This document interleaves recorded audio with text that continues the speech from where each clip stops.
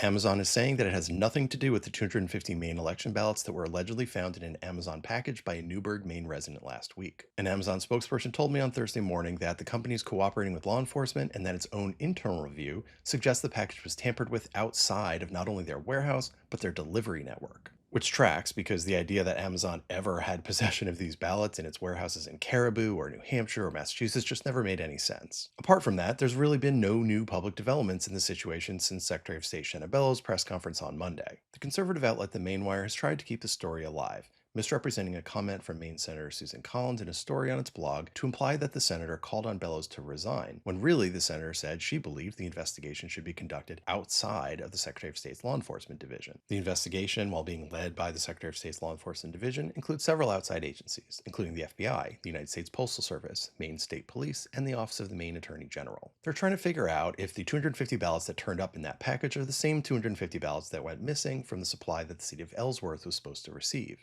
And assuming that's the case, they're trying to figure out who could have intercepted them during the shipment from the printer in Augusta to Ellsworth, and how they would have gotten them from there to Newburgh. These ballots could never have been used to actually vote. They're useless without specific envelopes, and they'd still have to have legally valid signatures of legally valid voters in order to be counted. Everything about it still feels like someone or some people are trying to create a situation that drums up support for question 1 on Mainer's November ballot.